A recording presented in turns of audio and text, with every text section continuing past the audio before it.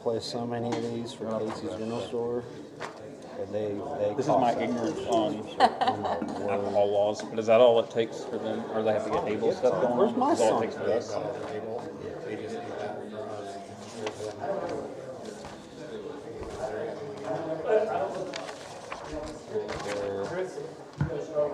Yes, if you so desire. He's living his best life on an Alaska cruise. It is nice. Carrie? Hi, Carrie. I didn't hear back How are you? until this weekend. I checked your email about the fire negotiations. Sorry. But, yeah. Okay. You ready for a little slowdown with school starting, or? Yeah. Oh, my goodness, please. Figured so. Looks like you guys had a busy summer. Oh, yeah. No, personal life never slows down with kids, so. Oh my gosh. Yeah. He's so bad. Lisa did. She was afraid. It's good for you. I told you. Yeah. Maybe delicious about it. Yeah. Is she listened. Right. She listened. Right. One of my lower level supervisors came in today, and he was griping about the scheduling and all. And I was like, man, I've lived that life. I feel for you, but I don't want it back. Yeah. July 21st, July 14th. Paying $400 for chairman. Those people in the back, right? I don't know who it was. He was mentioning it to her. And she knew who it was. I just happened to be there when I was there. I can hear you. Young.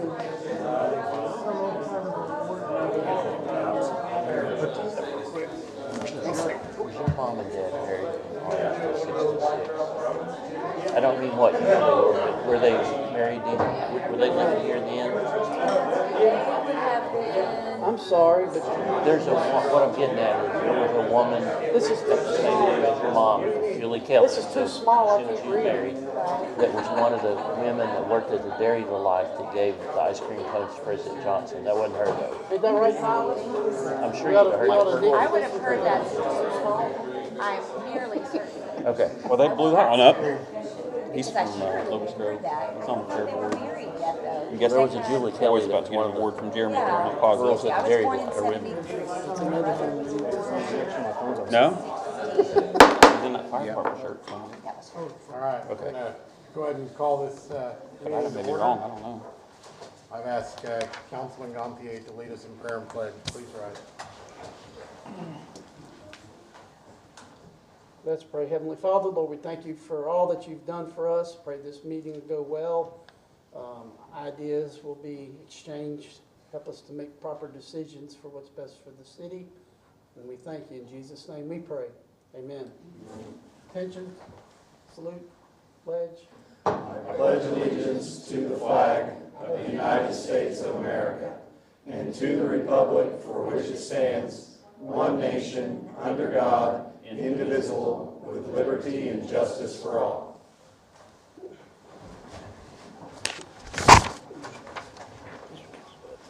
Before we get started and do roll call, I want to make a note, not only to the public, but to the council specifically. You'll see that the mics have been moved again. I want to kind of update everybody on that. We had a test run today where we videoed it and moved the mics. We need to make sure that we're projecting our voices and speaking up. We carried everything really well this morning. Things like rustling paper are picked up on that. So we're going to see how it works this way. The reason we did not use the old mics is because they were not actually any better than the ones we have now. And the sound was pretty good today. So please remember to sit forward in your seats and kind of project your voice forward so that everybody at home can hear what we have to say. The roll call. Terry Lamar, Here. Troy Shropshire, Lori Bradshaw, Here. Kenneth Brashears, Here. Tyler Brown, Here. Charles Trammell, Here. Chris Gantier, Here. Bruce Smith, Here.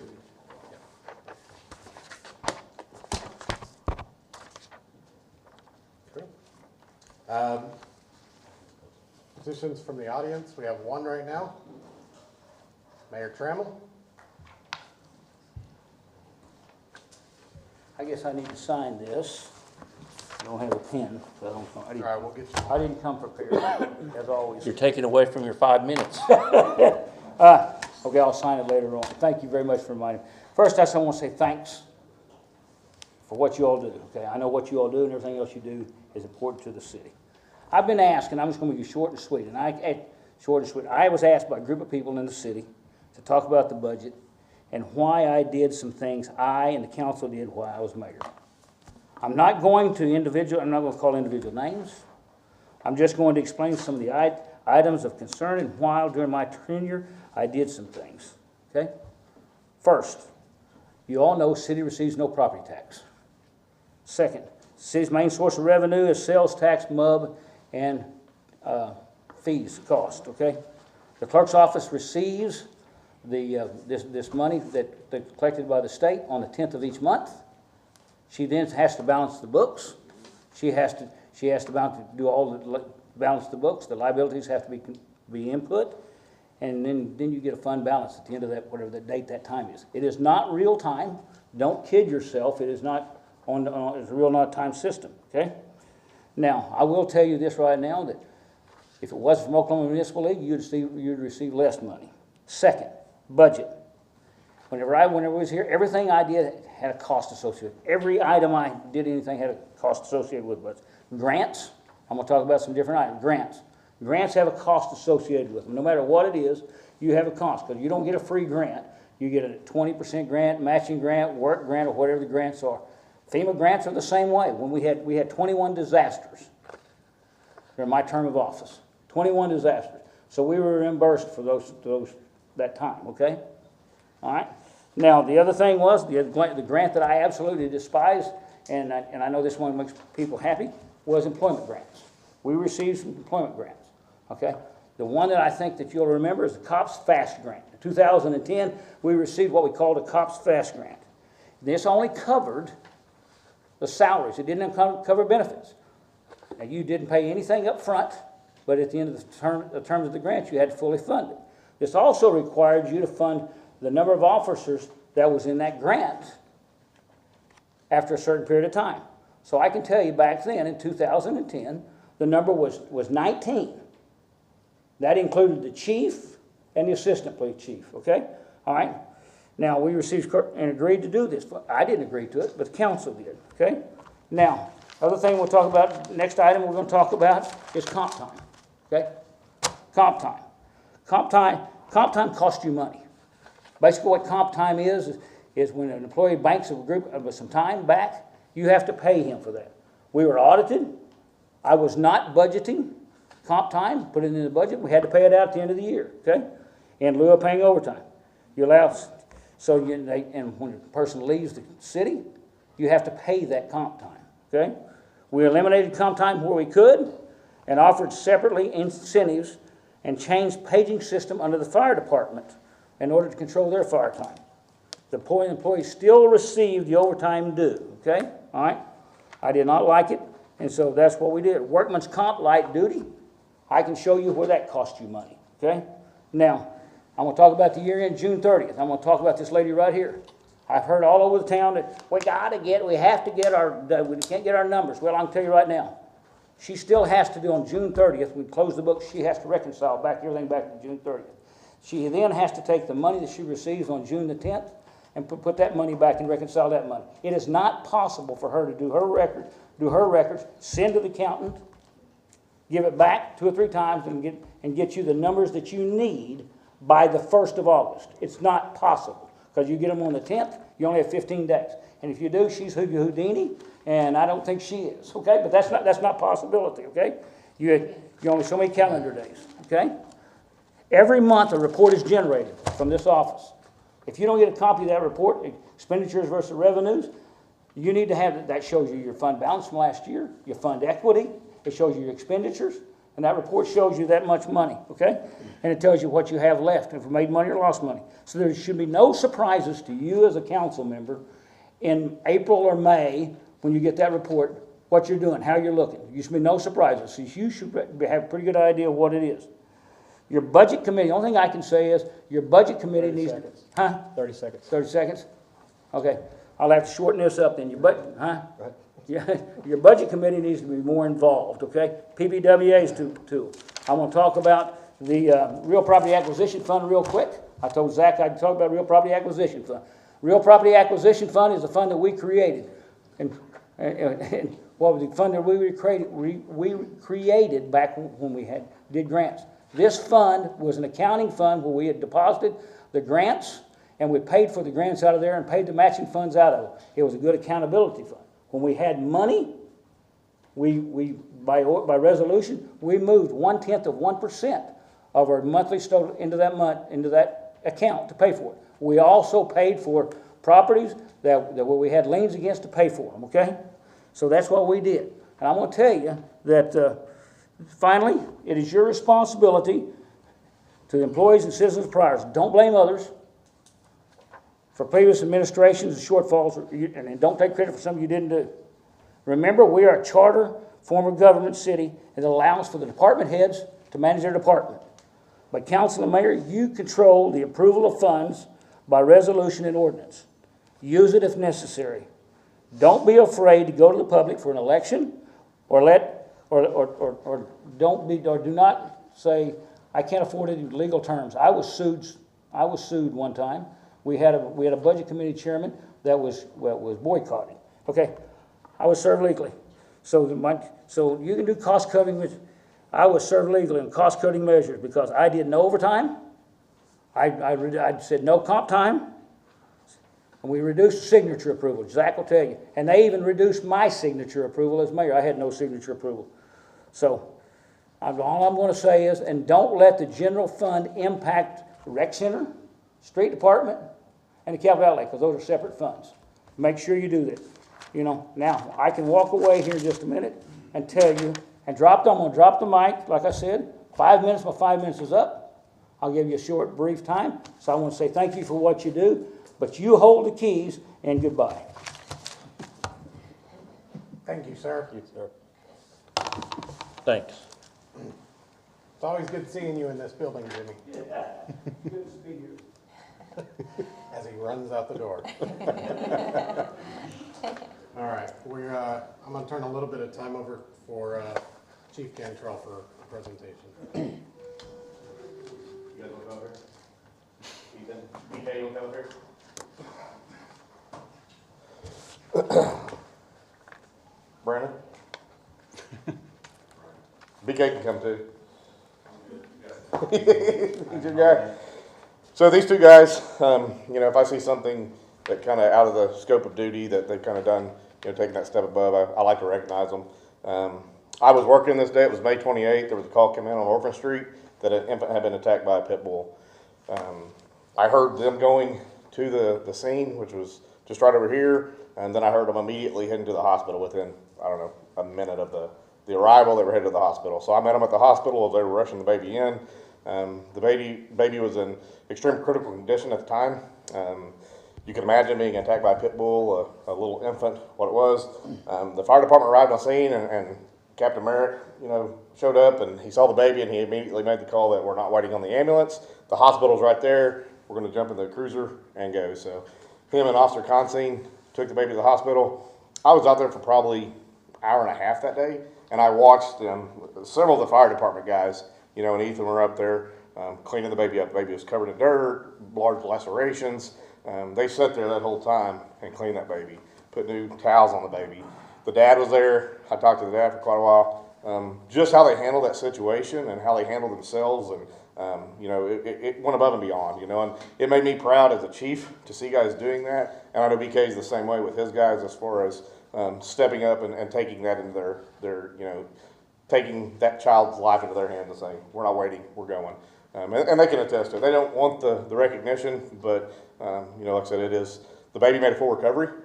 You know, he came out, actually, the parents came up to the police station and fire station, and they looked around, they talked to, were you guys there when they came? They talked to the officer and Officer Merritt, and they got to see the trucks, and baby was healthy and doing good. And the parents like police and fire now. I think they probably always like the fire, maybe not so much police, but it has swung. Everybody likes the fire department. We already know that. But it swung, you know, those parents saw how the officers cared, how the fire department cared, you know, and our emergency responders. So we're lucky in this town to have a good group, you know, and as we get the fire department a hard time all the time, but we work good together.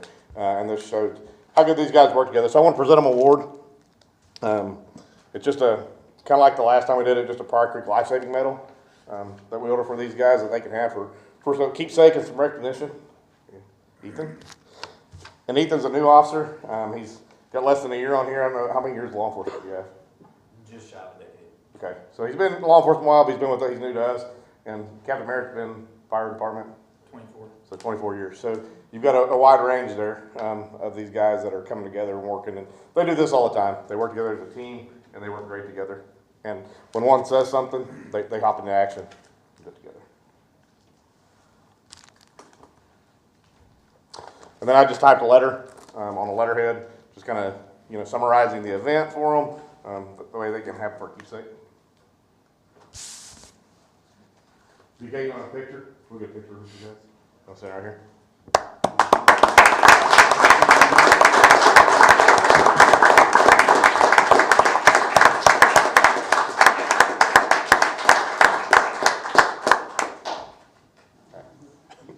Thank you, guys.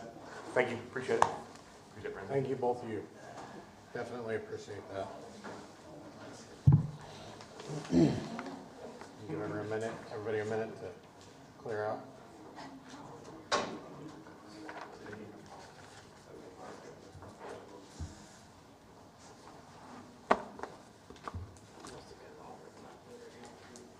Should give out awards more often. Get attendance higher. Right. Do them in the end. All right, we will go ahead with our department head reports. I've got a report from the building inspector. He says Craig and I did 46 paid inspections for July, did an additional 25 inspections with contractors or MUB about addressing issues that came up in the community. Inspections were down because of the excessive heat. Worked with Trent Humphreys on issues he had in houses for abatement. Reviewed several plans for remodels and homes and had several homeowners and contractors calling or came into the office needing information about codes, additions, zoning, or services. Kenneth Young. Okay. Johnny, emergency management. I was just gonna let you guys know that we have, the city has to have 3 plans in place to be eligible for federal grants, FEMA grants, things of that nature, Homeland Security grants. Those 3 plans are the emergency operation plan that you guys approved here a few weeks ago. You have to keep up your NIMS training certificates, which are basically the incident management for the first responders in the city. And then you also have to have a hazard mitigation plan. The hazard mitigation plan is a big in-depth plan that lasts for 5 years, cost a whole bunch of money. But a few years ago, we meshed the city's plan in with the county so that you guys don't have to pay for it anymore. So we are going to open bids on updating that plan on Monday at the county commissioners meeting. And when we get that going, we will talk to the department heads and decide what type of projects that the city might be interested in going through over the next 5 years. The Homeland Security plan that has to be updated, we got that completed, and that's the certificate for the 24-25 year. So, You want to see that, Bruce? Thanks, it looks good to me. You good? Okay. anybody have any questions? Thank you. Thanks, Johnny. Chief Young, fire. We're pretty much getting ready for everything that's coming to town here in a little bit. With all the festivals coming and everything else like that, school's starting up, so we are, sure enough getting everything in line, making sure we're ready to go. It's just that time of year. It's just, you get a phone call and like, hey, we're doing this and that, and it's good times. Keeps us going. The new truck is at Station 1 now, so we're getting ready to start getting it all outfitted and get it all ready to go in service. So we're excited about that. We're firemen, so anytime we look at a new rig, we get excited, and then I get kind of upset because I'm like, all right, let's not scratch it. Let's stay away from it. But no, boys do a great job all the time, and I'm super proud of all of them. Y'all got anything for me? Thank you. Yes, sir. Pryor Creek Golf, I have a letter here from the golf super. It says, Dear Mayor Council, good evening, everyone. The golf course had another successful month on revenue side. We bested last July by a small amount. I talked to Gary Cowan from Elite Manufacturing, and the bridges are coming along well. We hosted the Pryor Lions Club annual night golf tournament July 19th, and everything went great. We helped them raise monies that they use locally. We also hosted the Tulsa Sand Blasters on the 20th, and they had 62 players from all around the Tulsa area. They made a point to compliment us on the golf course, and they had a great time. August 17th, we will be hosting the Winelson Company tournament, and they will have over 100 players, including employees and contractors. Golf is a great game. When someone is looking for something to do, please send them to the golf course. Thank you, Dennis Bowman. Okay. Carrie, library? You guys have our July stats. Pretty typical of July. The biggest difference, you'll notice our internet usage is way down from June, and I don't have anything to explain that. We look at two things when we compile our internet usage. One is the use of our physical computers inside the library. We have 6 of those in the adult services, 4 of those in youth services, and 4 in teen, and then 2 in local history. Those numbers were up compared to other numbers, so it's really the Wi-Fi usage that was down, and your guess is as good as mine as far as that goes. Our programming in July was really successful. Summer reading wrapped up at the end of July, so thank you to the mayor for coming and judging our costume contest for our ending celebration. It was really a great summer reading program. We had really great partnerships with businesses downtown and the extension office and other city departments, so I think it was overall hugely successful. Do you guys have any questions for me? All right, thank you. All right, thanks. Frank Powell, Parks and Cemetery.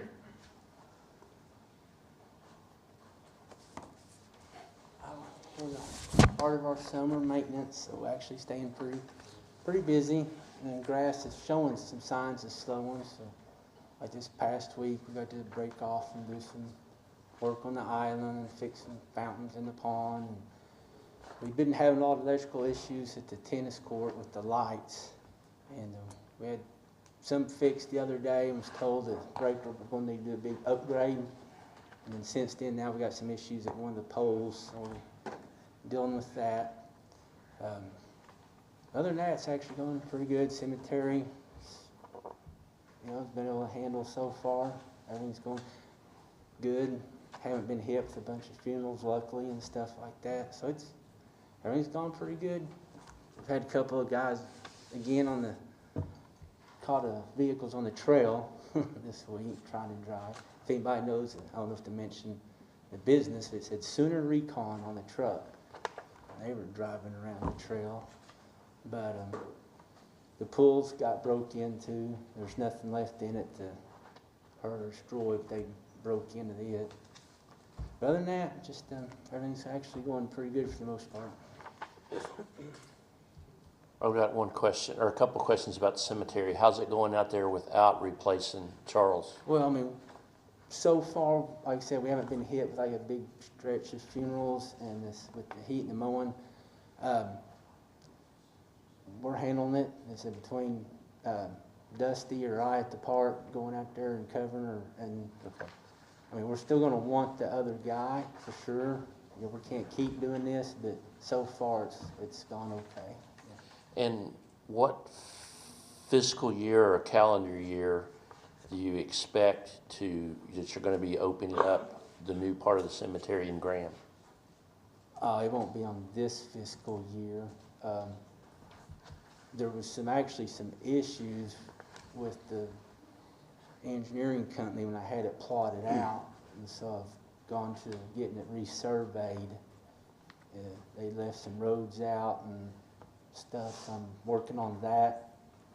And then, like I said, then it'd be a matter of just cutting out some road, drainage is in there.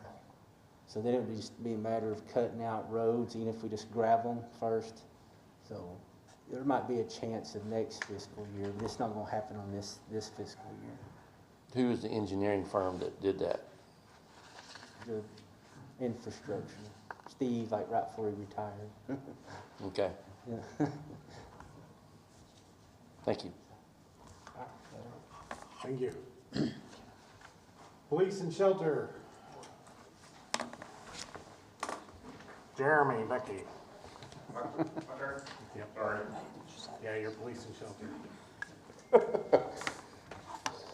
So you've got the stats for the month of July. I'll just kind of touch on some points of interest that happened. So it was a busy month in July for violence.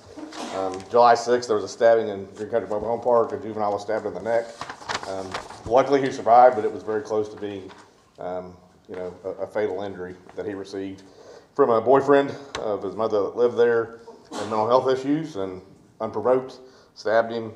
Then we had a mission. We had a fight at the mission, and there was a guy with a knife tried to stab another guy. Luckily, the guy could have moved and kind of just cut him.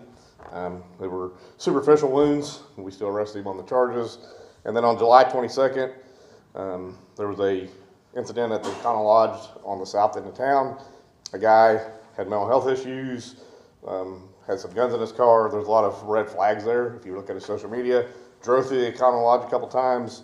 A Hispanic male approached him, and then he threw his hands up, was backing up, and he was shot in the neck, unprovoked, and ended up dying as a result of his injuries on that one.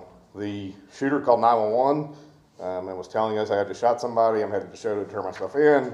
The deputies caught him on the highway, and he's sitting in the Mays County Jail on no bond right now. There's also 3 ICAC arrests, which are internet crimes against children. Of that, there was a search warrant over on Whitaker Street that they performed on one of the incidents. They arrested a suspect on that. There's been several break-ins. Collins Electric got hit, and Officer Consine, the one that was in here, saw the suspects, was able to identify them, typed the search warrant out the same day. We were able to hit on South Whitaker Street, hit a house over there, and arrested 2 suspects on that one. School's getting ready to start back, so I kind of go over all this, but we're down 4 positions almost. We're down Jamal's spot, which we never filled. We're down Hamill's spot now. We're getting ready to be down September 2nd. 2 more resigning. That's when Gann and Dylan Wright are officially off the books for the city.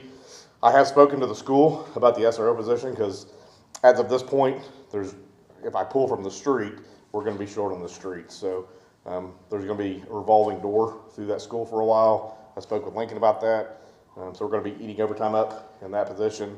There's also September we're preparing for, which is going to be extremely busy with Rocklahoma, Born and Raised, Chili Festival. The whole month of September is filled. So that's just kind of the guys have been busy, and a lot of it is Okie Dokie got hit the other night by a crew of serial burglars. This is not a local ring, but when I posted that, there's several other areas, including Tulsa Metro, that had been hit by these same groups of people, and flock camera help identify them. So we know who they are, and hopefully we can get them pretty quick. So that's kind of a wrap up for the month, and hopefully the heat goes away soon and all this slows down. The shelter, I know most of the projects are done out there. There's still a few little things that we have to do. Is the air conditioner running good? Our couch has been gone, so I haven't got to go out there a whole lot, but today it's 106 degrees, so hot, it's hot. It was comfortable enough to work, for sure. But the intake out there, they had 34 intake with cats and dogs, and they sent out 39. So kind of par for course for what we've done a month. They're going to do a special event coming up starting Saturday. Starting Saturday. For a month. It runs August 10th to September 10th. It's Clear the Shelters. We do it every year, so we'll just drop those fees to $25, what we normally do. Try to get some out. Right now, we're not terrible on numbers. New pins working out? Yes. Oh my gosh, they save us an hour every morning, just because we can take that whole shelter out at one time now. Clean the whole shelter. The dogs get that much longer out, and then bring them Good. back in, yeah. Good. Can you just reiterate what your hours are during the week? Because there's been some, I know if you go to the shelter and it's on the door. Yep. But I was just curious, can you say that out publicly so folks can know? Yeah, okay, so usually of a morning, we are cleaning, so nobody wants to come in there while we're cleaning to look at animals, because it's disgusting. Yeah. So we open at 1, and for viewing the animals, we open at 1. And then, I mean, we're there to answer calls, of course, 8 o'clock in the morning. But somebody's there to, if you need us, at 10:30. But we do not start showing the animals till 1. Cool. And then Saturday from 10 to 1 on Saturday. No, how did you say how many adoptions And that's you had? appointments only on Saturday, because Right, yeah. only Officer Price is there, as there's only 3 of us. Did you say how many adoptions you've had? Where's that paper? Maybe I missed it. It was 34 in and 39 out. Yep. Well, adoptions, 20 and 20, so we had 18 cats and 11 dogs, so 29 adoptions. I mean, the others are like return donors Okay. numbers. Well, okay, thank you. Thank you. Mr. Moore, the Rec Center. Good evening. So we're kind of finishing up the summer doldrums. Been a little quiet in July, but we ended up the year strong.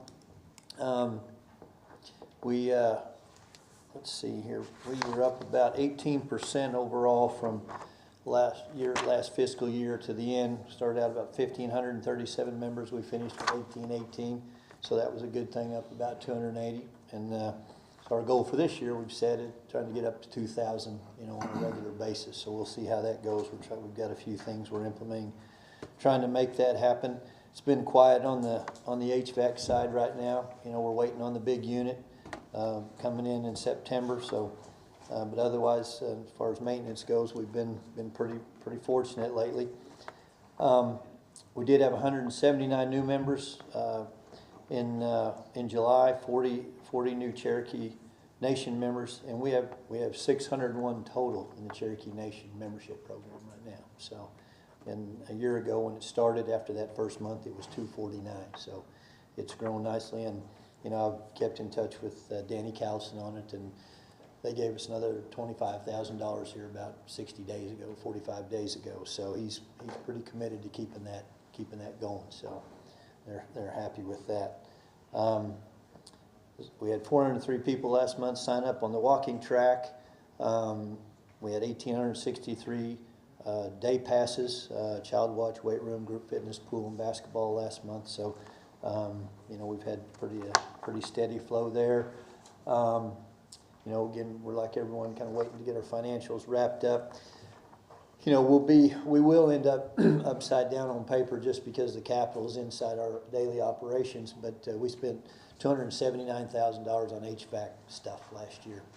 164 of it was in June, so hopefully we've got some of the big stuff behind us once we get this one in September done, and then we can plan. We've put in our budget to replace another small one this next year as needed. Excuse me.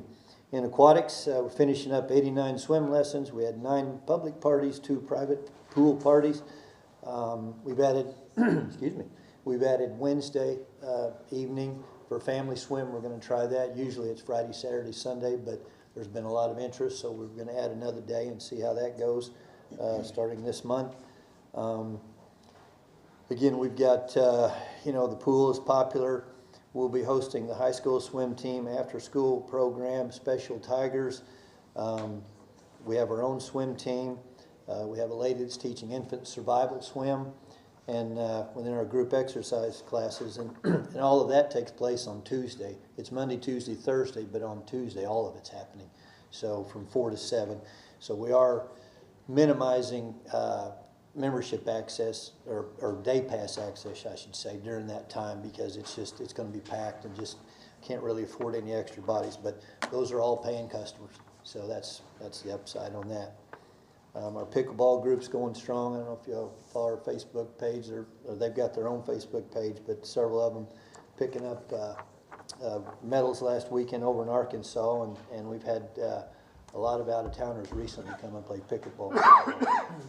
On the fitness side, our Jess Rieger, our coordinator there, is she's working with all of our fitness instructors. We want them all certified. We've never really had that, and so we're getting certifications updated to raise the bar a little bit in that area.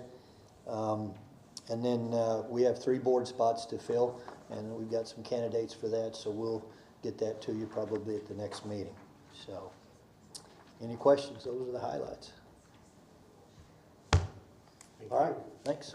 Thanks, Mike. Buddy Glenn, Street Department.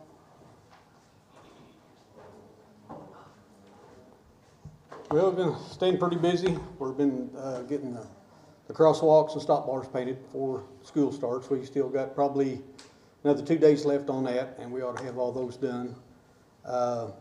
We've been working on getting some wheelchair ramps done over off Southeast 17th and Myrtle Circle. We've gotten 2 over there. We got another one on South Ridge and Surrey Drive. We've got one over there on Ridgeview Court. There's a couple places over there. We got street repair. It's a cul-de-sac. We sawed it, or had it sawed 2 years ago, and I forgot all about going over there, so we're going to try to get those done.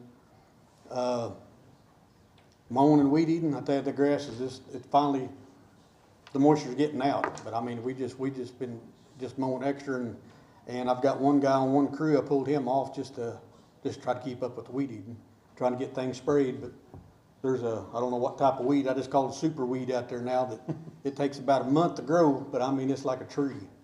And so I don't know if the tornado brought it in from somewhere. I'm not sure. I've never seen anything so mean. I mean, you could probably make a whip out of it. I don't know, but other than that, we're staying busy still. Potholes. Oh, and then just for tonight, the thing is on there. We had to take a skid steer down and get a set of tracks for it. It used it all the way to the end. It had a couple of big tears in it, but it got to the point where it was wore out, and we couldn't tighten it up anymore. So we're not able to get down in the drainage with it, because every time we get down there, get the spinning, get stuck, track would come off. So there's a thing on there tonight for that, but that's why that's on there. But other than that, it's going good. Really no complaints yet. So, anybody have anything for me? Thank you. Thank you. All right, clerk. We have been super busy getting the financials done and wrapping up our end of the fiscal year. We don't have our Cherokee Nation temp anymore. We're really sad about that. She's wonderful, and we appreciated her coming in and helping us get some tasks done that we haven't really had time to do, especially the cemetery records. I'm really excited to have all of that done. It's not done, but we're working on it. We haven't really had much else going on other than working on the end of the fiscal year stuff. So.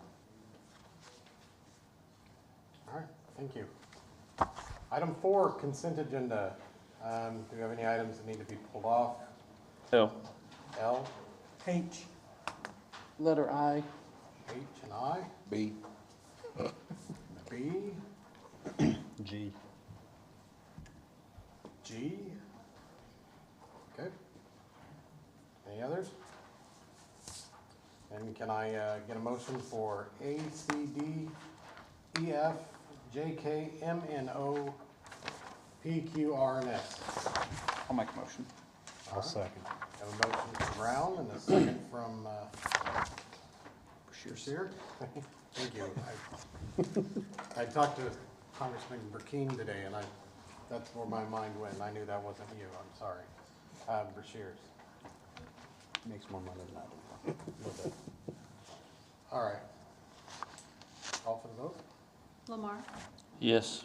Bradshaw, Yes. Brashears, Yes. Brown, Yes. Trammell, Yes. Gantier, Yes. Smith, Yes. Okay. Item B, approve payroll purchase orders through August 16th, 2024. Motion. Have Have a motion from Brown, Second. second from Gantier. Discussion? Mayor, my question, which I already told you, I'll say to the council. I still have a problem with the way we're doing the purchase orders at Matthews Ford's 5,000, Mike's Tires 5,000, R&L's 5,000, but we give them to Chevrolet 25,000. Seems like a pretty big imbalance still.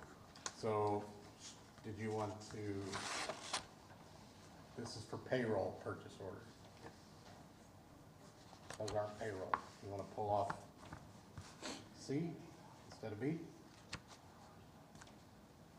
Didn't we just vote and approve all the others? Yeah, we are. So we've already done it. Approved. We'd have to reject that and then redo it again. What do you want to do, Bruce? Well, the purchase orders is for maintenance, is that correct? No, This is payroll. payroll. This one here would have been the one that you should have Okay, I pulled. pulled B, Yeah, you pulled the wrong one. And I don't- my mistake. All right. Can I get a motion to approve We got that already. for B? I made it. Chris Brown seconded. and then Okay. Gantier. You can go ahead and call for the vote. Bradshaw, Yes. Rushiers, Yes. Brown, Yes. Trammell, Yes. Gantier, Yes. Smith, Yes. Lamar. Yes. All right. Item G, approve mayor to sign a letter allowing the American Legion Post 182 to sell alcoholic beverages at approximately 1 North Rose Street during the Bluegrass Chili Festival on September 6th and September 7th, 2024. I'll make a motion. Motion from Brown, I'll move. you have a second from Bashir. Discussion? Yeah, so I got a couple questions. Number one, even though it's the Bluegrass and Chili's Festival and our friendly neighborhood attorney's not here tonight to answer this, but is there not a law against the open consumption of alcohol in public? There's not. No. Yeah. But, and I know the laws were updated back in 2016, 2018, back when 739, 740 were passed. But basically it said drinking intoxicating liquor in public except on the premises of a licensee of the of ABLE, the Alcoholic Beverage Laws Enforcement. Basically, a person shall not do that, so that's gone away. I'm happy to speak about it. So it was, I believe, 2021 when most of the laws changed. And there are low point beers, wines, and spirits. Mhm. Low point beers, wines can be consumed in public. Your liquors are your spirits. Those cannot be without a license, so. Okay. And a low point beer and wine are not alcoholic beverages. Those are not intoxicating beverages that, as far as that goes. Okay. And then, because the only other thing was, with it being a family event, I know alcohol will bring a lot of sales tax revenue.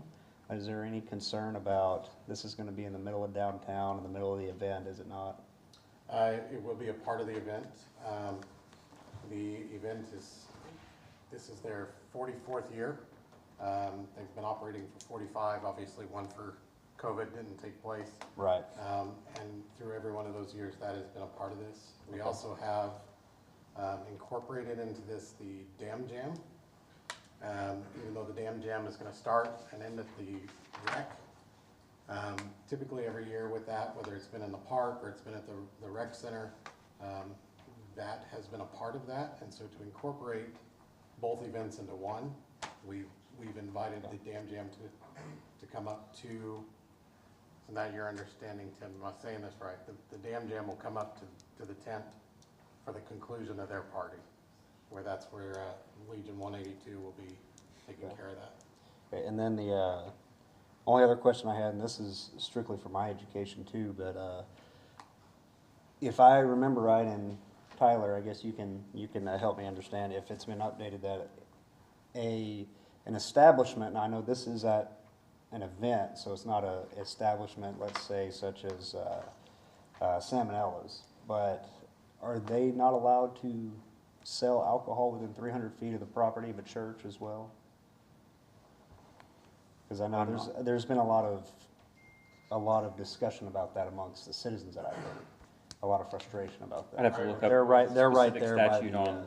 I mean, the Able Commission is over their license, so if they go through the Able Commission, they cover all that. So Okay. Able handles all the licensing, and Tim would know. Tim's done a lot of yeah, research. and there's nothing against Legion, I'm legitimately Tim, you curious. can come up real quick and explain how that works. Okay, so there's two licenses that basically is taking place.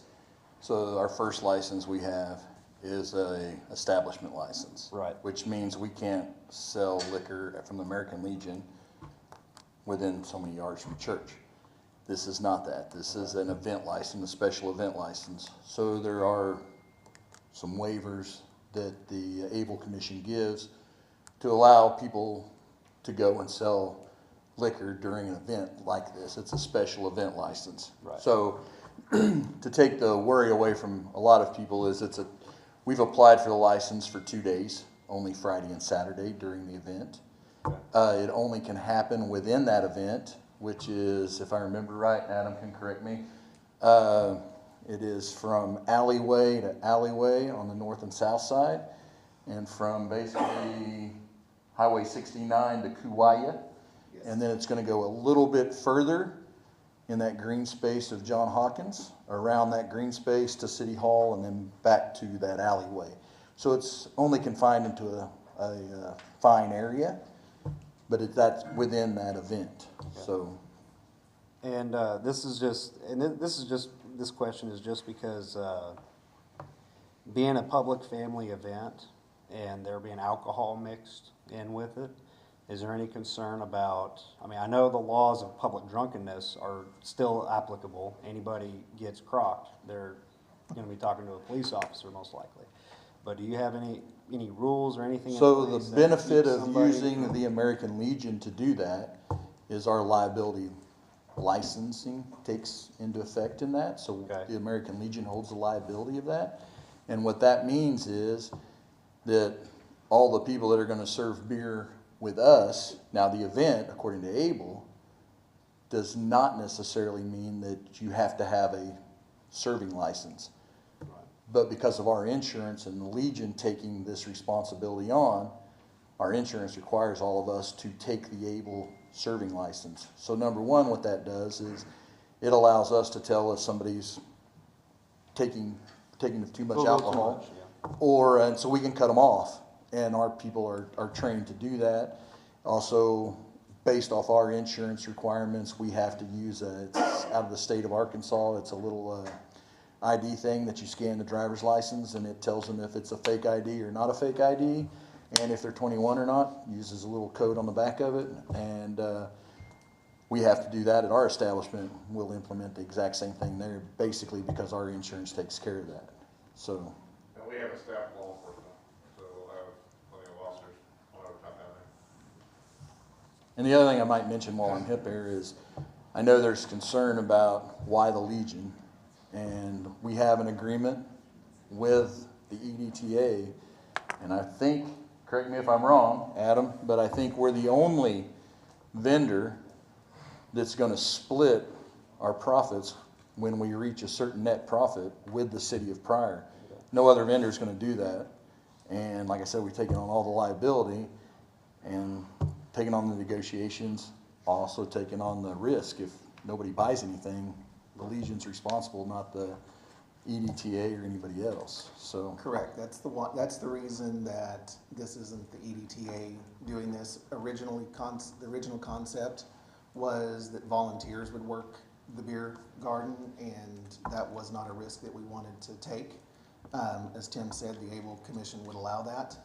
So I spoke with Tim and came up with this arrangement under the EDTA to allow them to do the beer for us and do it in a little more professional way than maybe to kind of take care of some of those issues that you were talking about. It is a family event. It has been 44 years without any issues, but we don't want to be the first one either. And another thing to that is, I mean, a lot of people don't realize, but the American Legion, as it stands right now, we still pay sales tax, the liquor tax. We buy the liquor license from the city. We do all of that. We're not some special nonprofit that's sitting out there west of town. We we pay back into the city. We're probably one of the few nonprofits that do around here. So, and we'll do the same with selling it downtown. I mean, it is a fundraiser for us. And if you study VSOs or look at VSOs, I mean, you're a veteran, so VSOs are a dying thing. They're going under right and left, and Pryor is one of the few in the state that's open 6-7 days a week and gives back to veterans without a question. So, and that's what that money goes to. So, did I answer everything? All right. Call for the vote. Rushiers, No. Brown, Yes. Trammell, Yes. Gantier, Yes. Smith, Yes. Lamar, Yes. Bradshaw. Yes. Item H, approve a purchase order in the amount of $15,500 to Dylan Hamel for settlement agreement for Mays County Fraternal Order Police Lodge 116 and Dylan Hamel versus the City of Pryor Creek to be paid from attorney miscellaneous legal expense account 02-211-5341. I'll move. We got a motion from Charles and a second from Brashear. Discussion? Okay, if none, call for vote. Brown, Yes. Trammell, No. Gantier, Yes. Smith, Yes. Lamar, No. Bradshaw, Yes. Rushiers, Yes.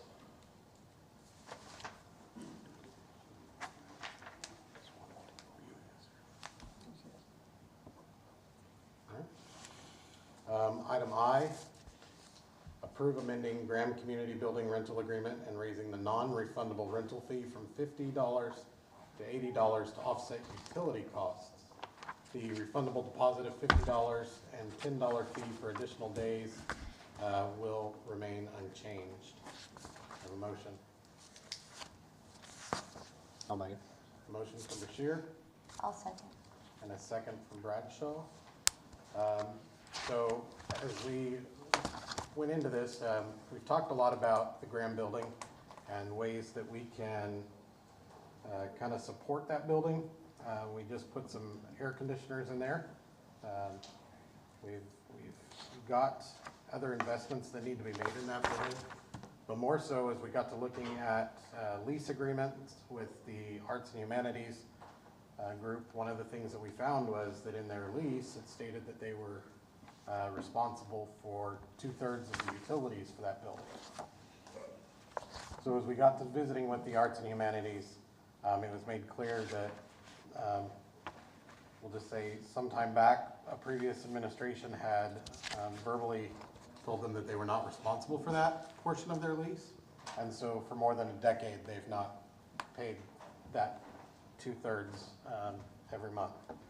And so they also expressed that there was some concern with their ability to meet that need of their lease. And so sitting down with Courtney, her and I discussed the average annual, when you say the average annual utility cost for the building, broken down by the average number of rentals that building has and what it would cost. And so basically the increase from 50 to 80 would, in a very rough number, cover the annual cost of the utilities for that building. And so in that, we want to make sure that we have a way as we go forward, looking at our leases, that we don't want to cause hardship on those that are renting the buildings, but we want to make sure that the city can take care of the interests that it has in paying for those things. And so there are other things as we went through and looked at that, and you'll see in your packet that there were some changes that we made on that lease agreement. That were or not the lease agreement, but the rules governing the rental of that. For example, we took out the kitchen as part of the rental and stuff, and there were some other changes in there.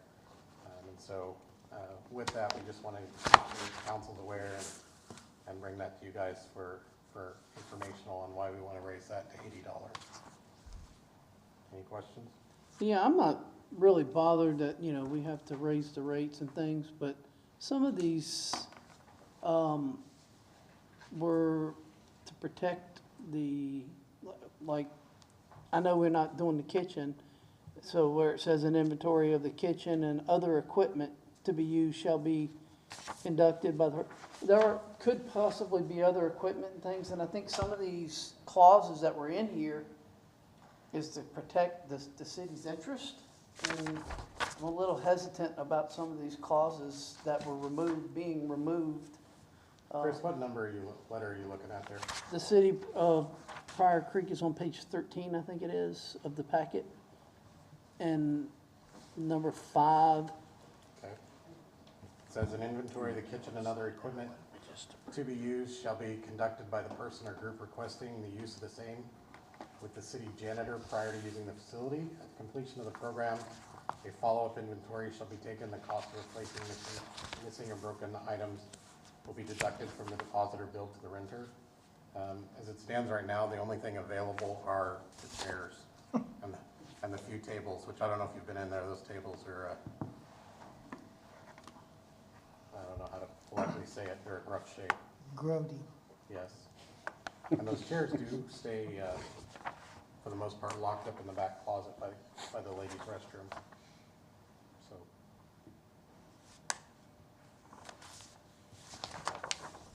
Any other concerns or? Okay.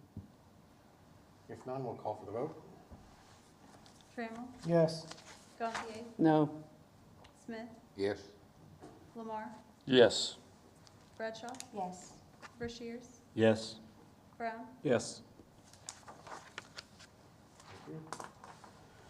Item L, approve an increase in the water rates inside the corporate city limits of Pryor Creek from $5.10 per 1,000 gallons to $5.22 per 1,000 gallons effective August 2024 billing. So move. A motion from Gantier and a second from Pryor. I'm going to turn the table over to Mr. Chris, who is.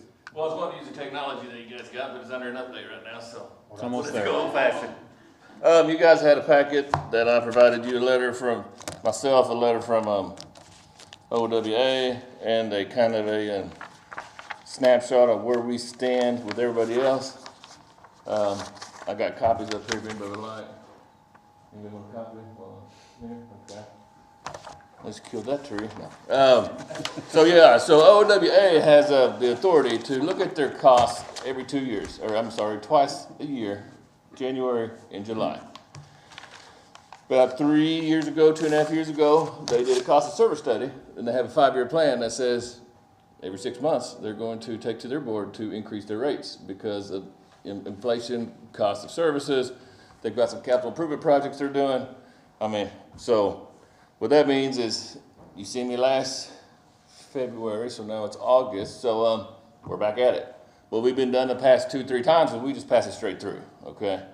Well, enough's enough for us because we can't really keep eating just their costs, so we need to, cost of inflation, services are good are going up, so that's kind of where we're going from a 5-cent increase to a 12-cent increase to kind of help bring back some of that revenue that we're missing because of the cost of service of doing business and goods are up. So your typical customer uses 5 units of water, which is 5,000 gallons of water.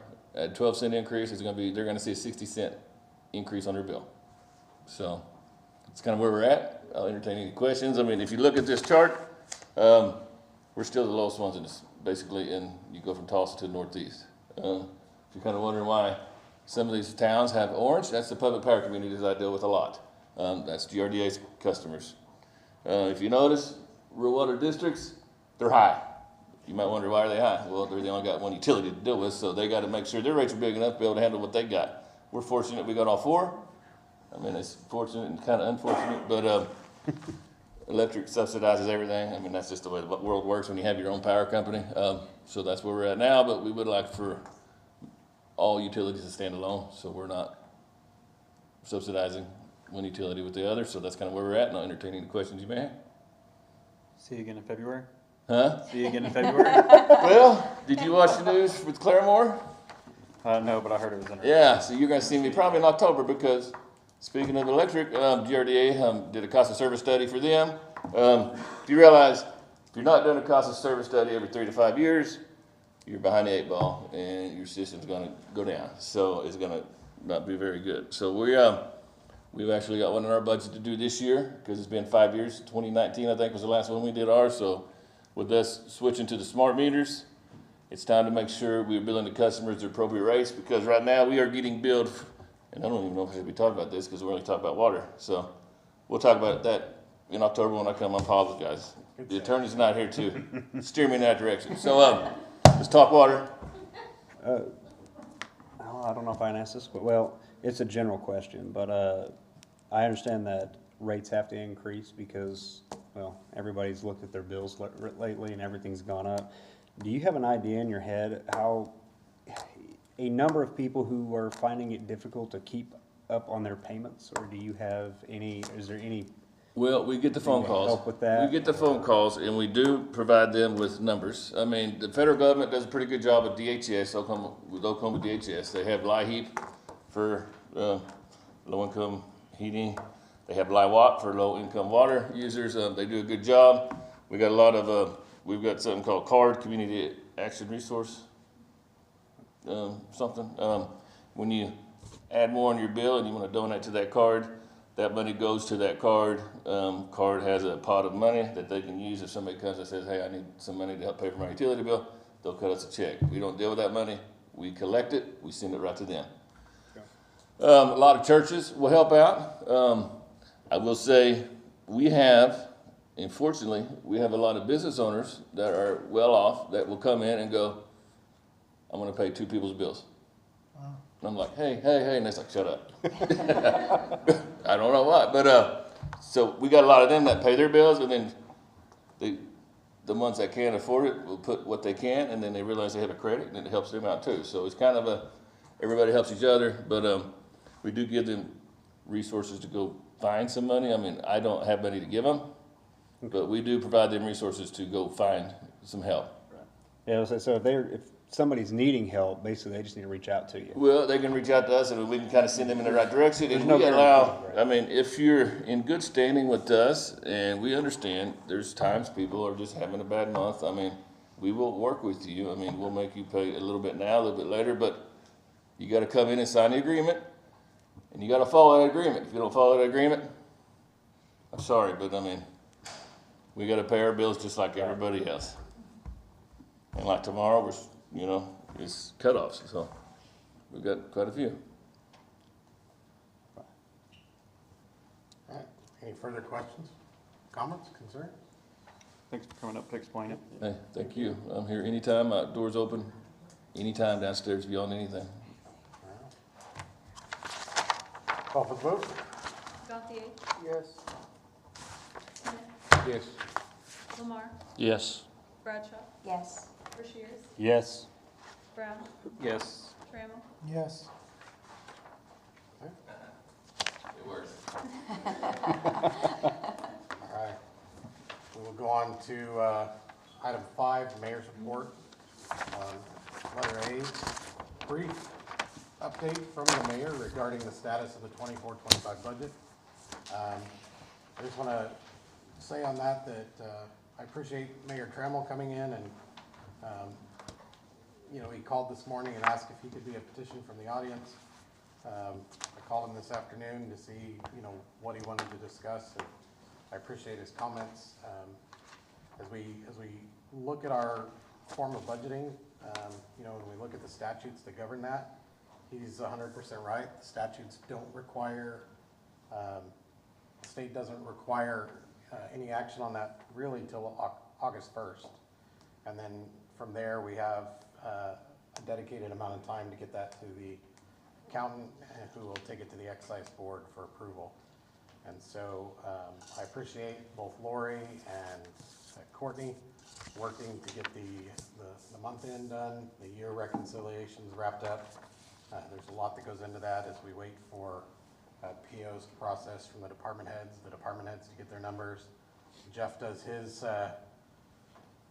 his assessments of things, and so we've been kind of I've been joking with Jeff that I'm kind of poking the bear every week, trying to get, you know, what he's got. And so, as of this afternoon, this mid-morning, Jeff sent through that the legal amount to budget is currently 9,242,774. And so I want to make sure that everybody understands that that is Jeff's legal number to budget. I guess what I want to say is we need to keep in mind that that is not, that's not technically what we get to spend.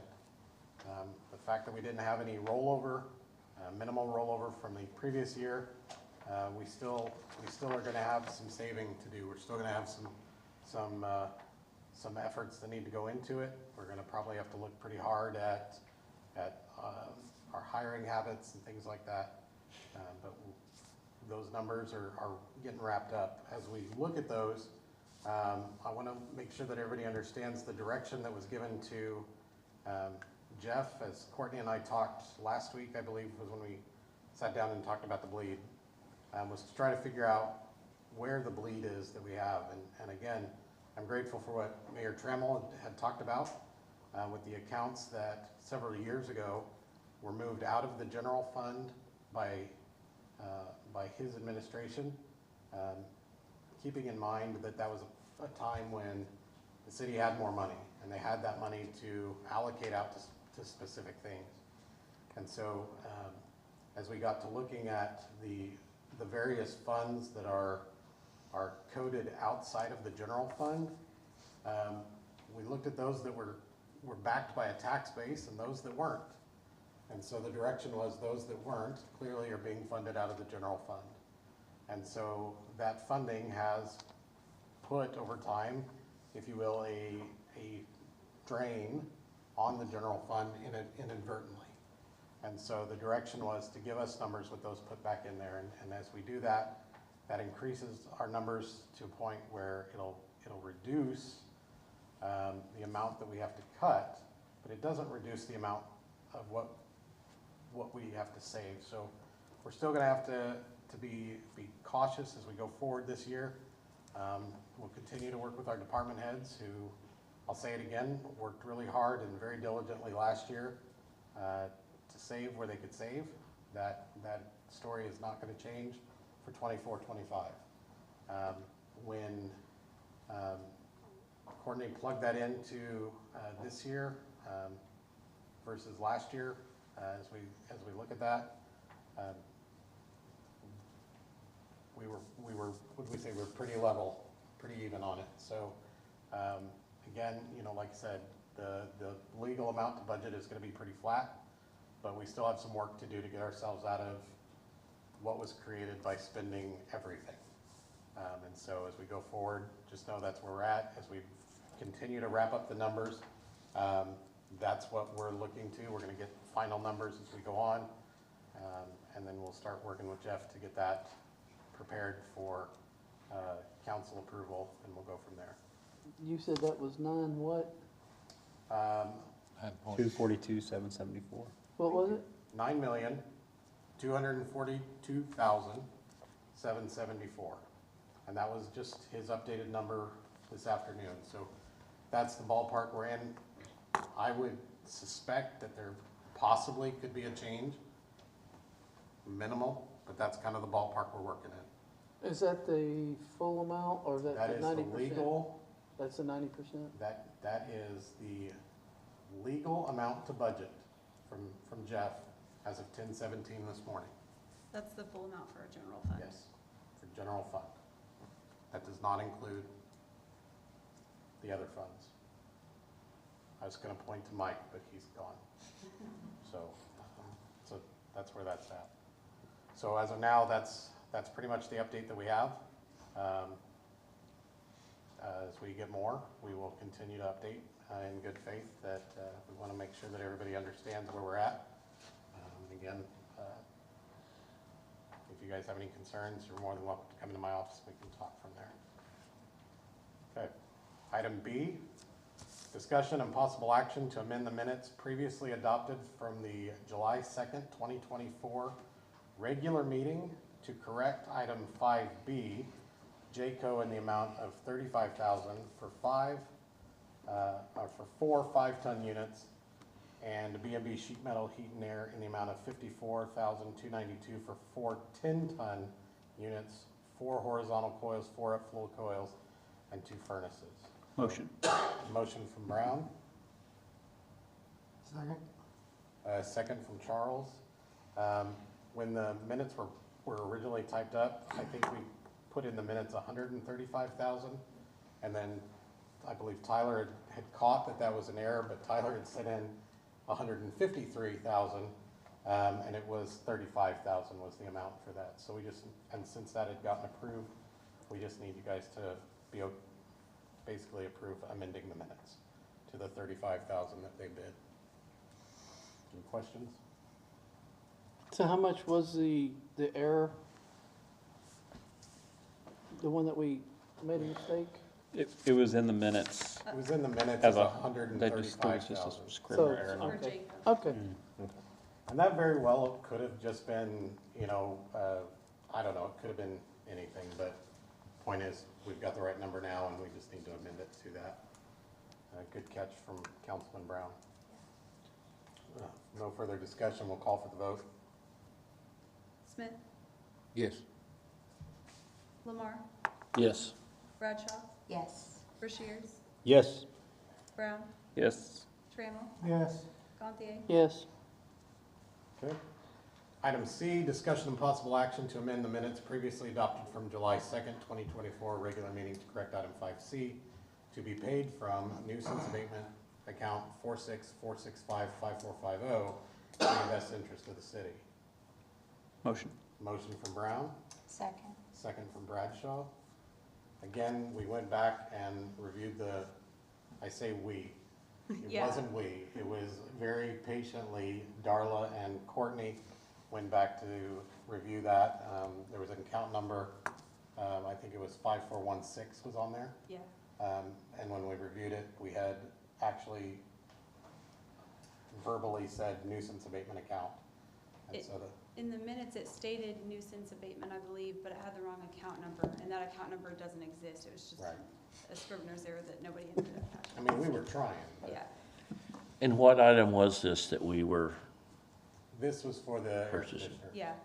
Coincidentally, Brown found the other mistake, which I might have found later when we figured this other part out, but we found it all out about the same time. It was the same line items.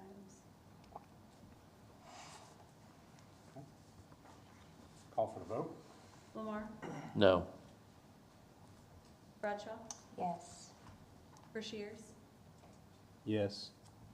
Brown, Yes. Trammell, Yes. Gantier, Yes. Smith, No. Okay. All right, item D, discussion and possible action to approve an expenditure in the amount of $54,292 to B&B Sheet Metal Heat and Air for Graham Building HVAC repairs to be paid from nuisance abatement account 4646554450. Motion. Got a motion from Brown, Second. second from Gantier. Discussion? Has this been repaired yet, the HVAC Yes. unit at Graham? So it's done. we are It's- renting it out again. That's what I was about to say, because I know someone Almost is, immediately. Joaquin is coming in, I believe. Yes. Okay. Yes, and I will definitely make mention that He kind of wants some AC, I think. Yeah. yeah, the building has been holding temperature nice and well at 72 degrees. And a short discussion with everybody real quick, not to get too off the subject, but I talked to B&B Sheet Metal, and they had said that they will entertain the idea of coming back at no cost to put in Wi-Fi thermostats so that can be better monitored when nobody's there. And so they weren't expecting anything additional for that. So, all right. Call for the vote. Bradshaw, Yes. Rushiers, Yes. Brown, Yes. Trammell, Yes. Gantier, Yes. Smith, Yes. Lamar, No. All right, item 6, City Attorney's report. We do have an email from Chase. Before I get into this, I want to read to the Mr. public. Mayor? Yes, may sir. May I please? Before we Yeah. get into the city attorney report, can we go ahead and finish our purchase orders to approve that's on the Thank you, yes, I forgot we had addendum? the addendum. We'll do these two items, then we'll come back to it. Addendum, item 1, discussion and possible action regarding an expenditure in the amount of $545,681.37 for the purchase of a Pierce pumper fire truck from the fire truck reserve account 454555412. So move. Move from Gantier Second. and movement from Bashir. I did that again, I'm sorry. It's just, it is what it is. Discussion? I just want to make a comment that the fire department seems to really be trying hard to use their funds wisely. And then items such as this can help with the safety of our city. And I do appreciate the many things that they are doing to try to save money so that when they do have to make these types of purchases, it's a necessity, and they're trying to do their best not to overburden us. So I thank you for that. I do want to speak on behalf of the police department, though. At the same time, the fire department gets a third of a penny sales tax from the county, which definitely benefits BK and they being able to make these purchases, and definitely relieves some pressure for some of those things. No doubt, they're doing great things, but that third of a penny really helps out all the fire departments in the county. And I will also add to that, because I have the PO on that right in front of me, just to clarify, the actual truck cost was $797,681.37. The county sales tax paid $102,000, and the trade-in of the other pumper was $150,000, which brought it down to $150,000, which brought it down to the $545,681. Good job, Chief. Got anything you want to say about that new truck? No, I was just gonna say, we appreciate everything in that, and like the county, we don't have any vehicle in our fleet that is complete bought by the city. It's either got county money tied to it or like the Cherokee Nation.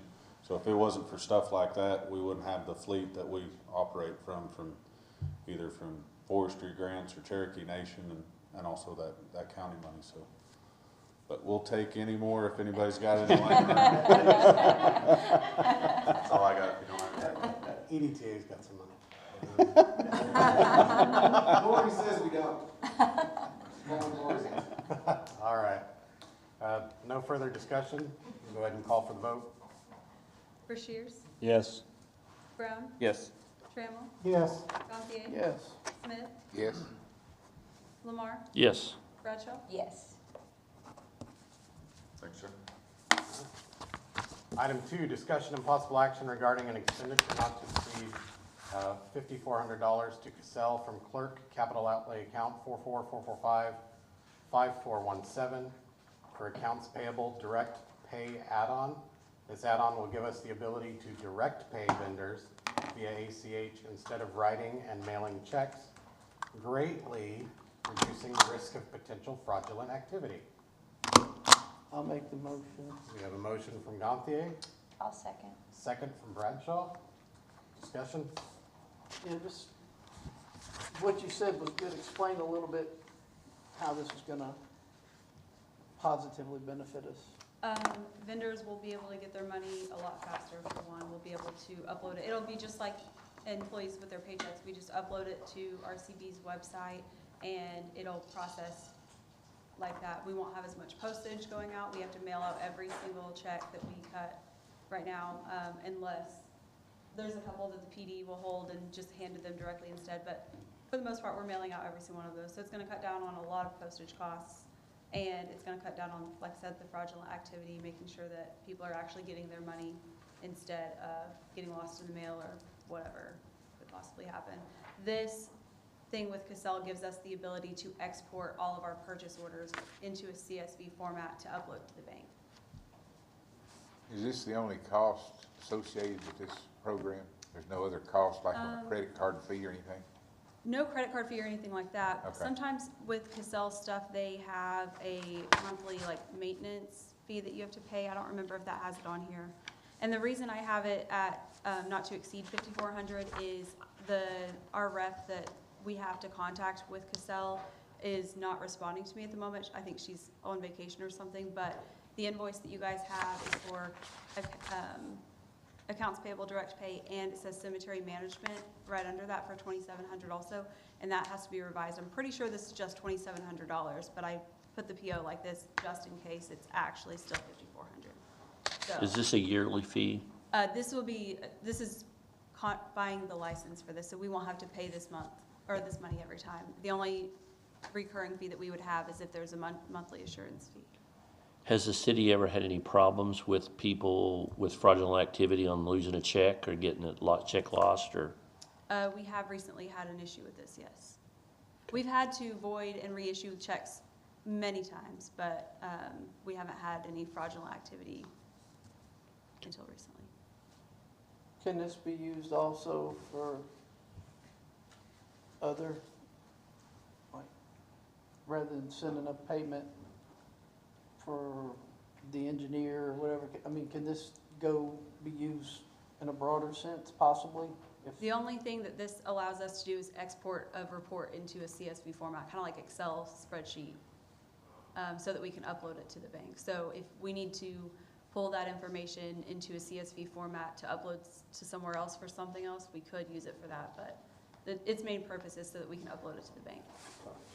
Is this the correct account number? Yes, this is my capital outlay account. And how much is in it? Well, we don't have an approved budget, so technically nothing. There is a Is this up to- $35 monthly fee from the bank. Yeah, that's for positive pay though, not for this. Is this up to date? Right. Or is another- 35 months This is fee. working. Positive pay is something that the bank offers to help keep fraudulent activity from happening. Basically what we're gonna do is upload these reports to the bank, and then they will see exactly what we wrote our checks for. That way they're not cashing checks that we didn't write. So at this point, potentially, with what we're budgeting, and this includes things that are mostly all accounted for, that the clerk capital outlay will need. We confirm that's 1.7, right? 5.17, yes. Okay. We've got budgeted in there 94,440. Keeping in mind, even though that number is much greater than last year, there were a lot of things. We have to completely replace our server and Just threw my mind when you did what you just did. Sorry. So our report is linked, and she just moved her cursor and it moved the box on me. It's to cover things that we moved out of the general fund that need to be paid there, that should be paid there. Same process we've been trying to do with the PD and some of their technology. So yes, that will have, as we budget that out, about $94,000 in it. So 5,400 is. And it should only be 27. I just want confirmation from Cassell before we actually pay that. Well, is it gonna be legal for us to approve this when we don't have any money in the account? Yes. There's been other things that we've already, so like our You just approved insurances budget and things. scores too. Pretty much everything we've approved is there, yes. So it's $5,400 plus 35 a month. Yeah. The $35 a month is a fee that the bank charges us to ensure that we aren't going to be dealing with fraudulent checks again. And right That's now, not all something that we would this pay to is- Cassell. This is versus, That's one of those costs of doing business yeah. in the modern era. But we also don't know how much a recurring fee of anything is, as far as maintenance or annual. It's this gonna like be in a- your packet. I'm gonna have to pull the packet up. What is the, on page 5 of the packet, it says monthly software assurance will increase. That's what it is. 136. 136? 136. Okay, so then our monthly bill would go up $136 for that. Okay. I'm sorry, Bruce, it's like a previous administration, it's called mayor math. Is that what it is? Yeah. It's kind of the carryover we had from last year into this to cover us until the new budget's approved, see? He woke up. Sound like stamps is like. They are not. They keep going up, like, What do we, seems like 70, almost every day. 70 some 69 odd cents now, right yeah. now. And they're gonna keep going up. So can I help you with this? Only if you come to the microphone. So I deal with this every day. This isn't, I don't have the city's bank account, so that's not what this is. ACH, which is what Courtney's talking about with this feature, just allows you to pay it electronically. It's more secure, it's quicker, and it is cheaper, even when there's a $136 charge. Every time you send an envelope out with a check in it, that's typically a $5 bill that for every one of those checks. So every check that you write, how many checks do you write a month? I don't even know. I'm gonna say about 200. So that's $1,000 a month in just fees to send a check that are ultimately pretty insecure. All somebody has to do is go to a mailbox, open it up, and wash that check, and it will clear through the system, which is what Courtney's dealing with now, which is why Positive Pay is there, which lets you use that same kind of file to put a security piece in there. But, I mean, like I said, I deal with this all the time. ACH, while there's some fees that are a little different and everybody's not used to that, they don't realize the cost of checks and what checks have gone up to. A box of checks just for your consumer use is $30, $40 now. And while you think that's not a horrible price, it's about a half a number of checks that you got 5 years ago.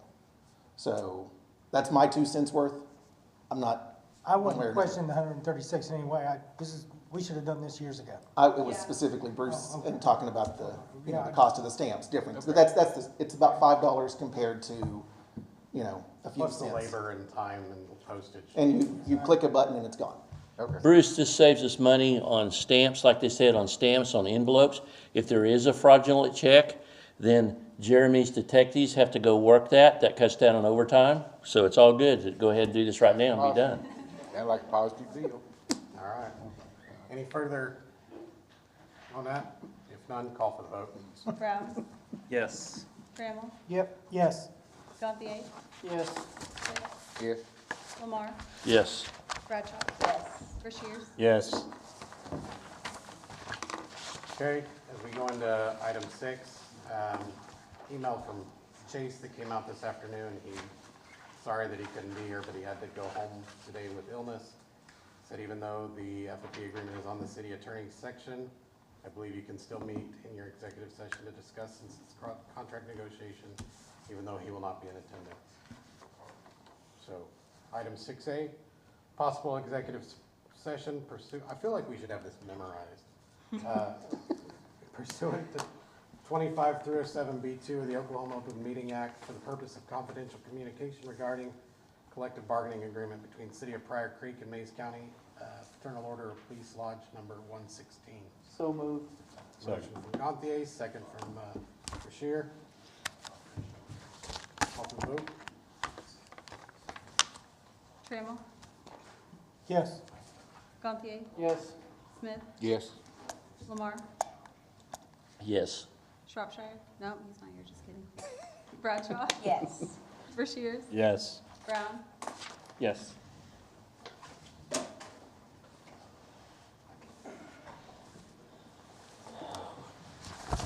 At this point, we're just going to take the council back.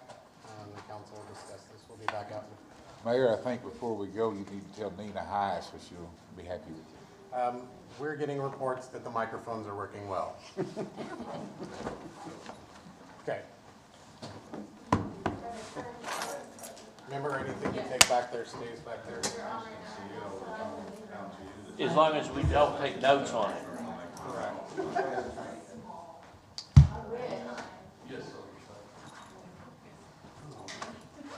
What? Oh, yeah, that's what I said to my wife. I was like, I'm going for a water increase. Yes, it's got a water rate. When I say we, we got it from the plant. I don't even. You can do good. Yeah, I was like, I'm not going for this. I just said, probably not for 17. But what we did was we went around town and flushed 1,400 that next day. And it got the water. I didn't have it in my house either. Just certain pockets of town, the OWA said they probably had 15 million gallons of water go through. They had 2 different issues that, with their plant at that time. But they ran about 15 million gallons through. They thought that was kind of poor quality. Still past the standard, but a poor quality because they had to treat it different because water treatment process went down. So yeah, I was taking it short because we buy our water, we don't treat it, and I miss it. But yeah, it was, that's like I told my mom. Yeah, I told the board last night, I said, I gotta go for water rate increase. We had crap water last year, or last week. Yeah, no doubt. Yeah. I had to go to my in-laws' house. Yeah. Convenience, Adam, what are we gonna do this soccer competition? It's two. I'm gonna talk to Brad Mooney tomorrow or Thursday about a different project. Can you bring that up? Are you okay? Yeah, no, we're ready. Ryan told me that he talked to Travis and somebody, and they didn't make something done. We were just telling them, now we're ready, we're ready to go. Soccer season starts. Probably just left me a voicemail message. Probably did. Okay.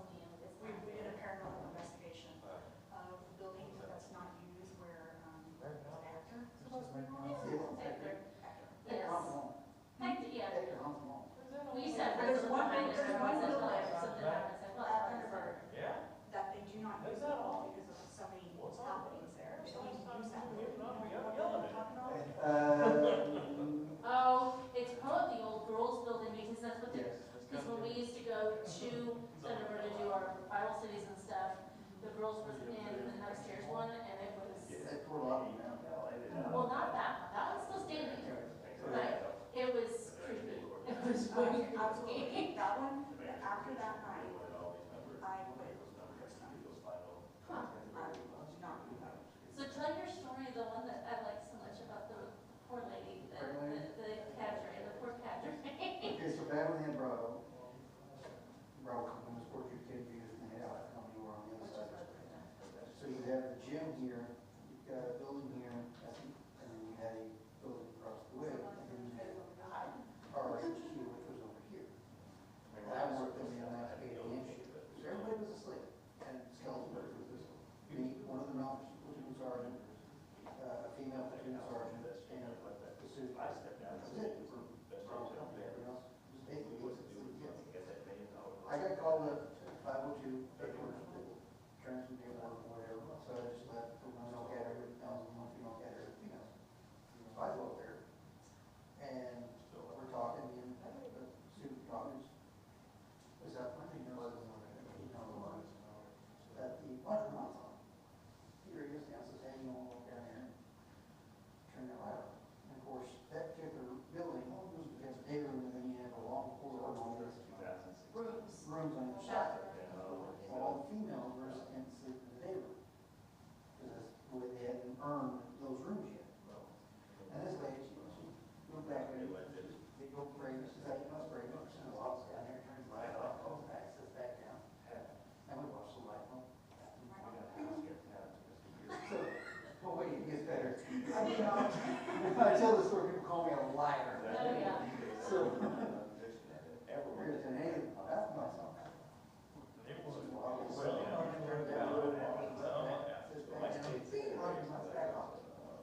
Now, mind you, before you get, so the back door is locked and alarmed. If anybody's in that building and come in the back door, it would have alarmed.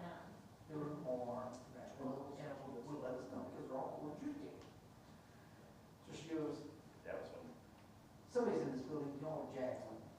And so we do a check on where everybody's at. She walks back down there, turns the light back off, she walks back, sits back down. Bing, oh, lights come on. She goes, I ain't turning them off. By that time, all the lights come on, and they start coming on. And then as soon as we got through, the light shut off. She sat on the front porch the rest of the night. I bet she didn't come back to work the next day. She didn't. She quit. What year did you go there? Oh, gosh. 2000. What was that? 04. So it had been 03, 04, right in there. She was pregnant, my ex-wife was pregnant. I worked for the Boys and Girls Club from 2002 to 2012. And I'm trying to remember which time was we went there. You know Sergeant Spachowski of it? Big tall bald head guy. Yeah, Matt Tate was with us. Got us permission. Sergeant Tate. Yeah. I've worked with that work last winter, and one farmer's already good. So. And he hasn't been there in a while, so but he's the one that got us permission. You know, you go to think like Spachowski was sitting there one night, there's no snowstorm, and his perspective, and he looks out the window, and he sees a kid walking across the big way, and everybody here. You should always have someone. Kind of towards the old auditorium. Yeah. They came. So it's in an old auditorium, it's cold, and he sees this kid. So he steps outside and starts falling tracks. You know, you can't see the kid. It's dark, right across, and he's falling tracks. He's out on those foot tracks. Stop. He looks around and there's nowhere for this kid to go. No trees for him to climb up in, nothing.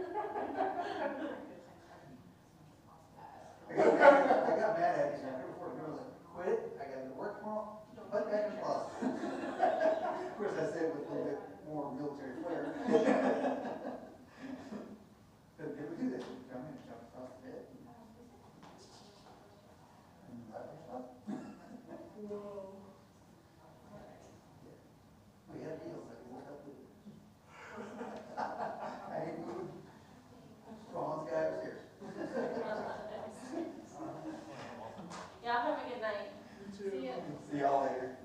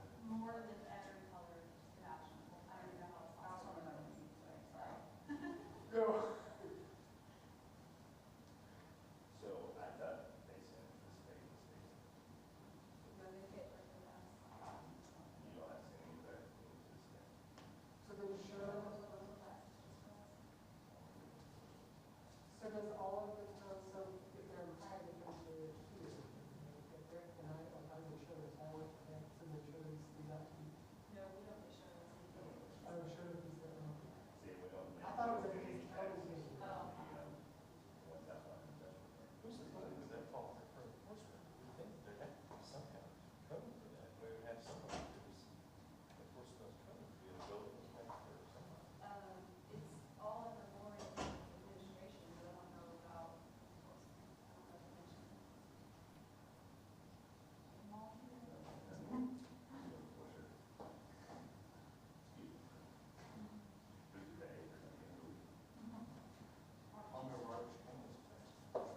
Yeah, but don't know the Pryor. No, we'll just do what we always do, we'll sign the police department to do more. Yeah. And we're blaming on spending more. Code enforcement's just like tax. Yeah. We need to find out what vehicle is the cheapest way to replace.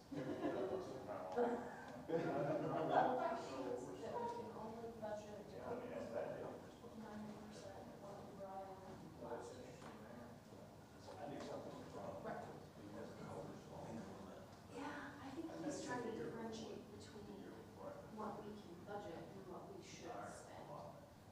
So if we can budget 9.2 or whatever the number was, but we should not spend that much, because I think we can.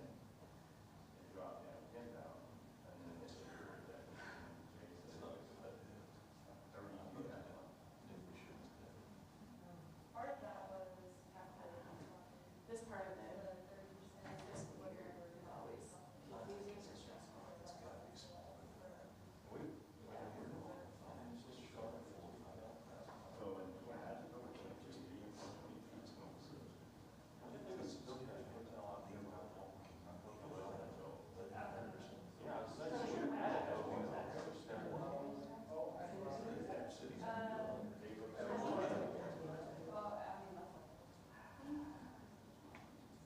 It's been a long time since I have, I think there are two budget philosophies with principles. One is we can budget 100% of something, the other one's 90%, or around 90%. But I don't remember the details.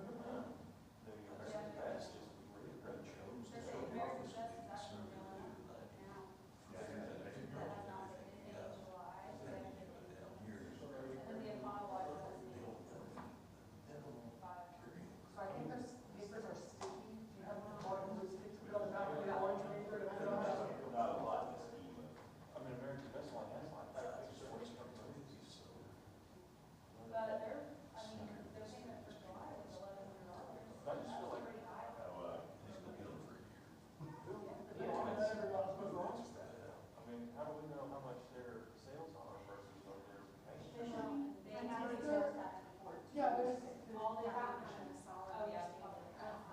Super solid. So like where I have a small business and I trained a tax report last year, so I didn't know where it was. So I was managing from, and trying to set, I have to turn in my sales tax revenue. This county, this week, I'm losing 3% of my people. And I'm gonna wait until the tax budget before I ask to replace.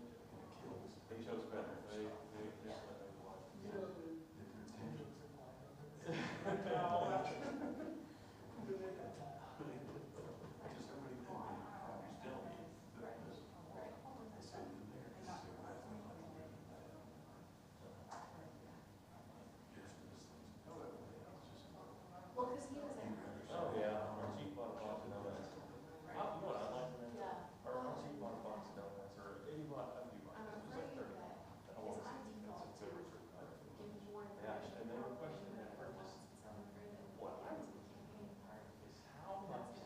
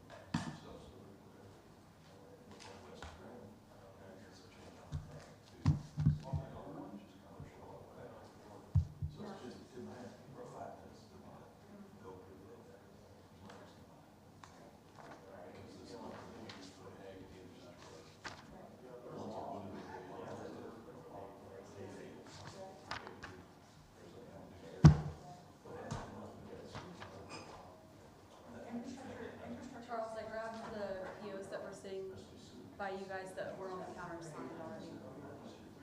Okay, I think those were Chris's. I put mine in the basket. Thank you, though.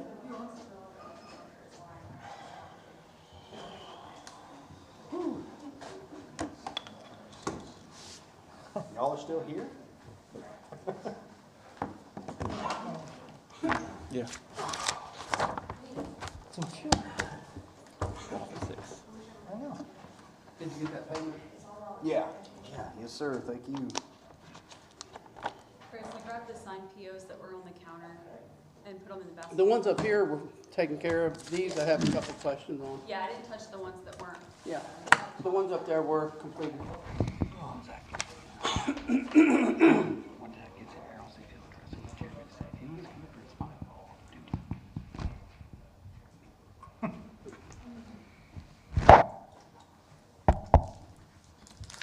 How many friendly neighborhood newspapers are in Northeast Oklahoma? Are the mics on? Several? He said friendly. He qualified it. Yeah, yeah. This is a real. I was just equating them with Spider-Man, so that's all. Now, I was reading an article that, I can't remember what year it was, These are blankets. 21, about 29,000, it was either 18 or 21, 29,000 newspapers in the country They get essentially went out. I can't remember what year it was, but I was thinking, oh, wow. Okay, now I understand. All right. So you're signing this for the blanket, but this is the original blanket being. Yeah. Okay. Well, And Pryor then this stuff too, one- right?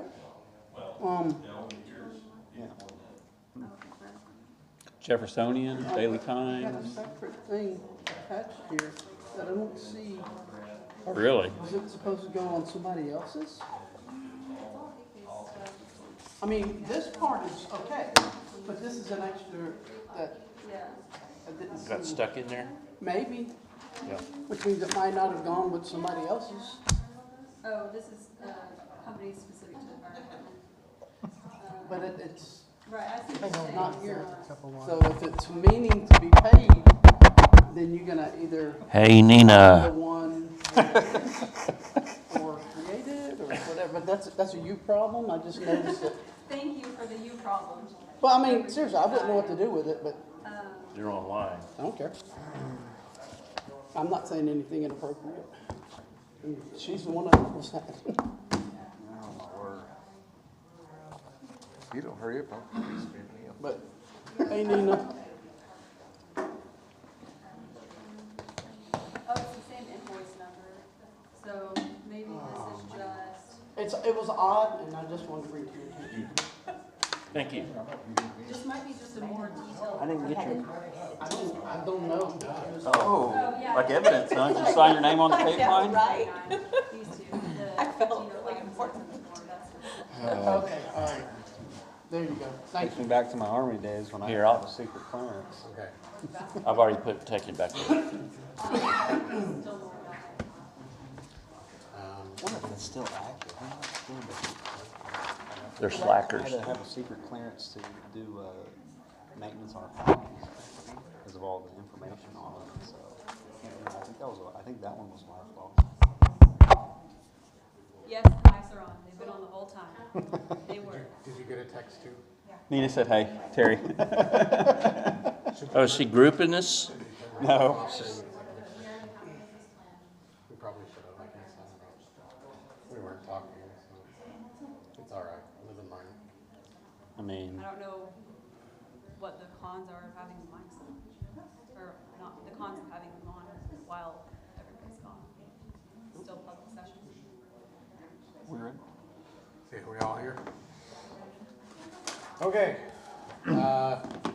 Consider resuming executive session, no action taken during executive session.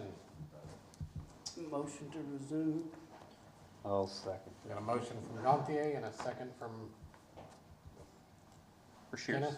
It's all right, I did that to Malure too, it's something about sitting there. All right, call for the vote. Gantier, Yes. Smith, Yes. Lamar, Yes. Bradshaw, Yes. Rushier, Yes. Brown, Yes. Kramer. Yes. Okay, item C, possible action based on executive session pursuant to 25-307B2 Oklahoma Meeting Act for the purpose of confidential communication regarding a collective bargaining agreement between the city of Pryor Creek and Mays County Fraternal Order of Police, Lodge number 116. Make a motion, we don't take any action at this time. Okay. Motion for no action from Gantier. Second. Second from Smith. When you're ready, call for the vote. Smith, Yes. Lamar, Yes. Bradshaw, Yes. Rushiers, Yes. Brown, Yep. Trammell, Yes. Gantier. Yes. Okay. Committee reports, budget personnel. August 13th. I'm gonna double check that, yeah. Is Choya back for that? Yes. He'll be back this week. Ordinance and insurance. There's none scheduled that I'm aware of until the next 5th Tuesday. Okay. Street maintenance. The 27th of August. Terry, I did get in the jump drive for those models, right? It's on your desk. So if you want to come by, we can look at those tomorrow or whenever. And I do have a invoice for what that will cost to reprogram the light. Don't have any unforeseeable. Do I have a motion to adjourn? So moved. Second that. I have a motion for adjourn from Gantier and a second from Bashir. Ready? Call for the vote. Lamar, Yes. Bradshaw, Yes. Rushiers, Yes. Brown, Yes. Trammell, Yes. Gantier. Yes. Smith. Yes. Okay, call to order the Pryor Public Works Authority. Approved minutes of the July 16th, 2024 meeting. So moved. Motion from Gantier, Second. second from Brown. Call for the vote. Bradshaw, Yes. Rushiers, Yes. Brown, Yes. Trammell, Yes. Gantier. Yes. Smith, Yes. Lamar, Yes. I have no unforeseeable. Do I have a motion to adjourn? So moved. I have a motion from Gantier and a second from Bashir. Call for the vote when you're ready.